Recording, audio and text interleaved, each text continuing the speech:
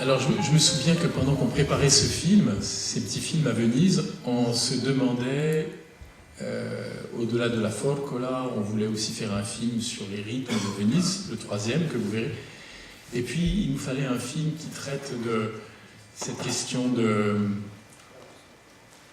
l'interdépendance, du travail en équipe, de la synchronisation. Et puis, on a pensé au travail des maîtres verriers, qui est quand même fabuleux. Là encore, c'est un plaisir et un bonheur, quand on filme, de voir, de suivre le travail des artisans. Et qu'est-ce que... Je trouve que la problématique qui est développée là, elle est plus complexe. Alors, dans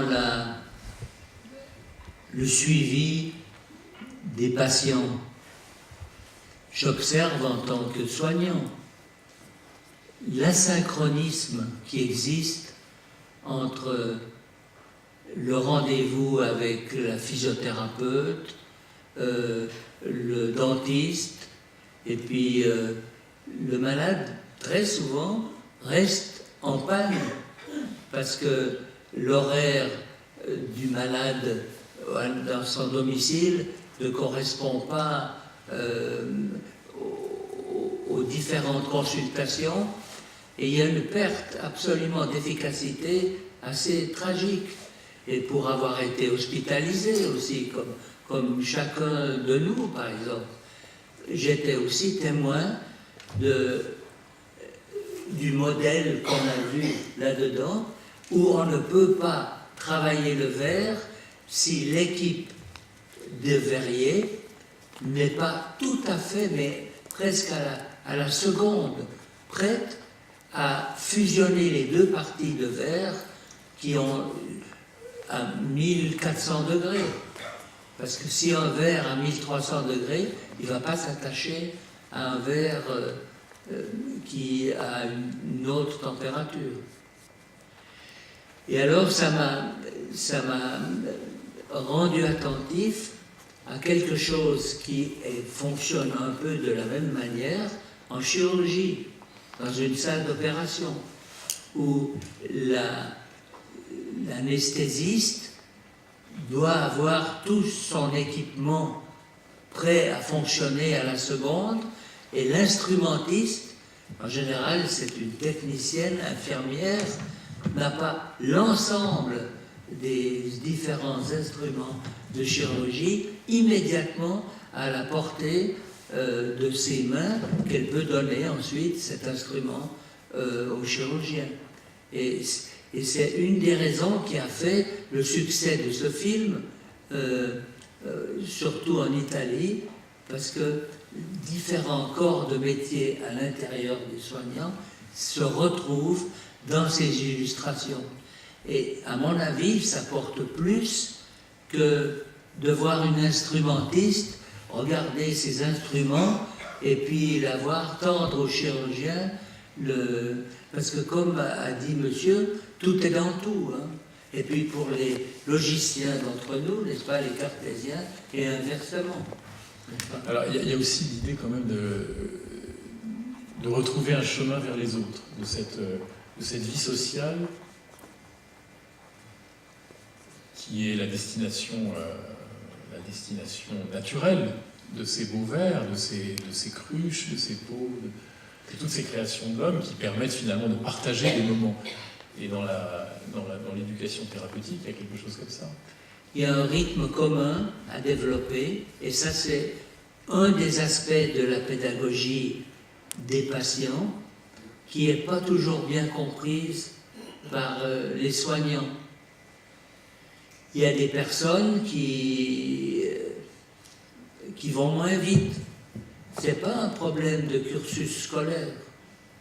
C'est que si on est habitué à une routine, par exemple, dans son appartement, dans sa maison, que brusquement on doit entrer dans un autre schéma de fonctionnement, eh bien, il y a des personnes qui s'adaptent plus ou moins vite. Et ça n'a rien à voir à faire avec l'intelligence, ça n'a rien à faire avec le refus et la solitude, c'est un problème de rythme.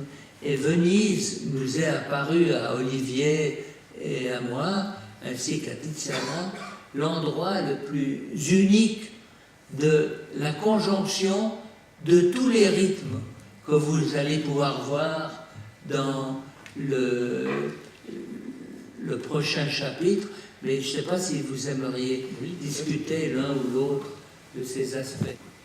Moi, je parle en tant que madame et monsieur tout le monde. J'ai côtoyé beaucoup de gens malades, j'ai perdu beaucoup de proches sur 20 ans. Et donc, j'ai vu beaucoup de différences. Et je suis touchée par vos films, par votre prise de conscience de la nécessité de retrouver du bon sens et des contacts humains. Je trouve qu'il y a une grande évolution quand même sur ce plan dans les grandes villes, hein, entre le père que j'ai perdu à 20 ans d'une leucémie à Lille et mon mari que j'ai perdu il y a 8 ans au centre Bérard à Lyon, avec une mère paysanne qui donc pour elle c'était important de pouvoir accompagner jusqu'au bout les gens qu'on aimait. J'ai vu qu'il y avait des évolutions, mais par contre quand on se retrouve dans des petites villes perdues, il n'y a pas cette nécessité de retrouver du bon sens, d'avoir des liens plus proches avec le malade, et ça manque encore. Et personnellement, je suis touchée par ce que vous tentez de faire. J'ai aussi enseigné, je pense, et j'ai aussi, en enseignant les arts plastiques, j'ai aussi pu accompagner des enfants malades de cancer. Et je pense que c'est pas qu'à la fac de médecine qu'il faut apporter en fait ce retour, ces rapports humains, ce bon sens entre les êtres humains. C'est aussi dès la 3e, quand les jeunes se cherchent des orientations professionnelles, c'est aussi au lycée. Je pense que c'est un message à faire passer à tout le monde dès le collège. Voilà, c'est ce que j'ai envie de partager ce soir.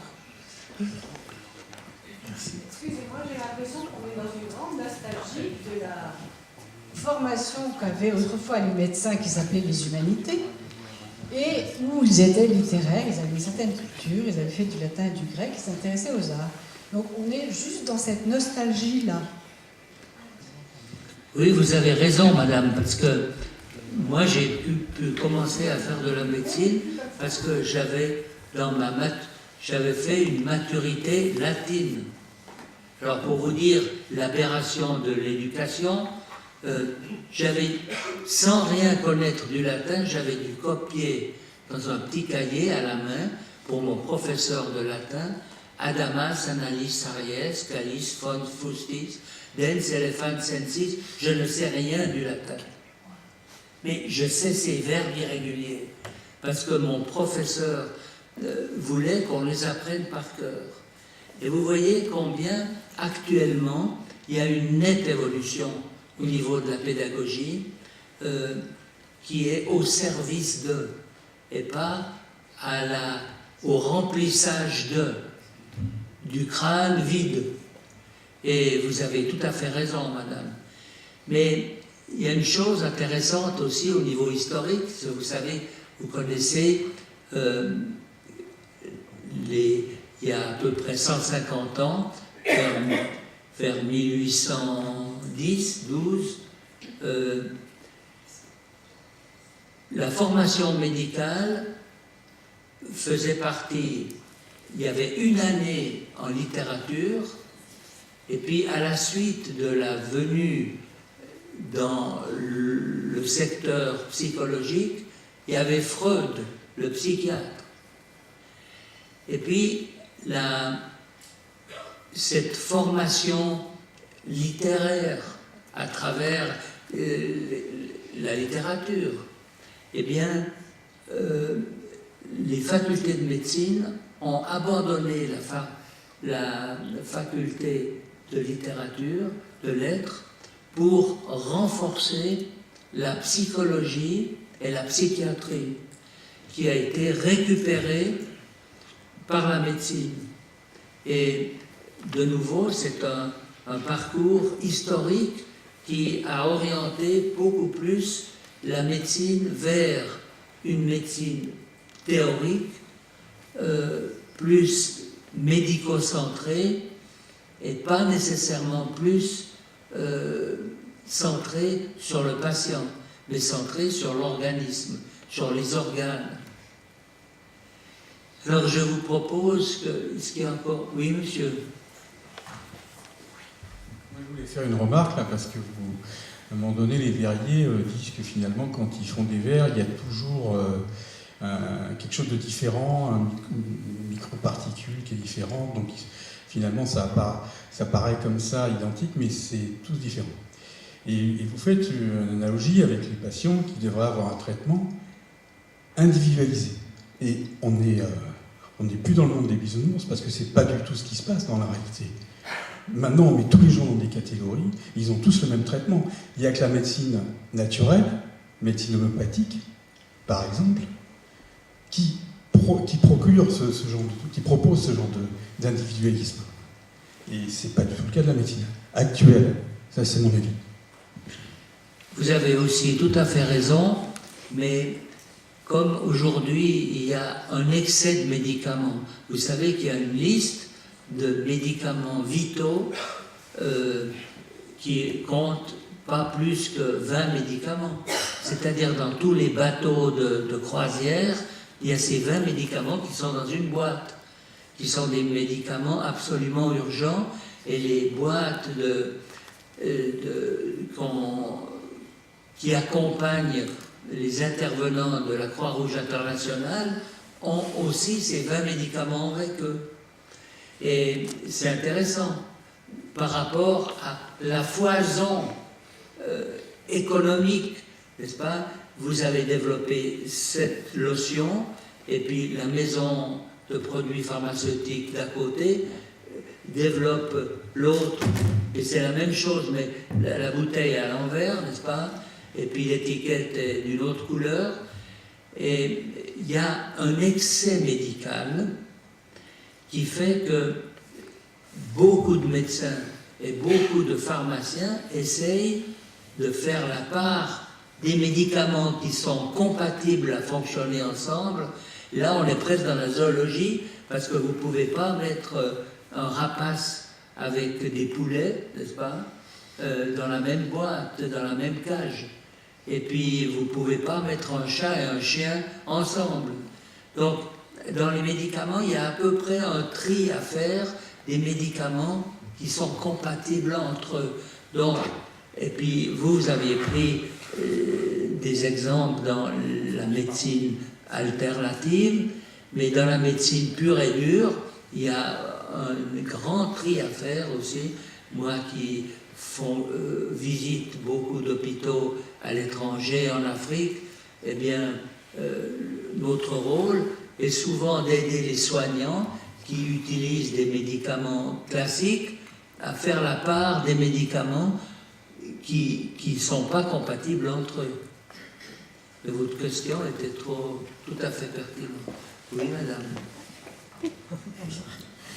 Je renchéris là-dessus à propos des médicaments, avec au contraire l'élémentaire que nous montre le verre, la matière, le bois, parce que je me rappelle une amie pharmacienne qui me disait, quand je suis médecin, mais elle me disait, vous êtes très loin du médicament.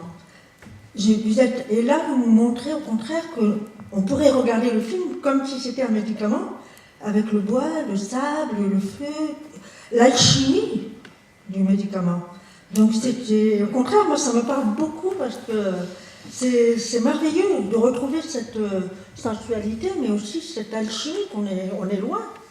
Puisqu'on n'a que des gélules, des comprimés, on n'est pas du tout dans la... Vous avez tout à fait raison, merci beaucoup pour votre commentaire. C'est tellement complexe que c'est assez proche de l'alchimie, avec la connaissance des médicaments et leur tri. Il ne faut pas mettre deux médicaments qui se font du mal l'un l'autre ensemble, puisqu'ils s'annulent aussi. Moi, je voudrais ajouter une chose, et en réponse à ce que disait madame à propos de la nostalgie.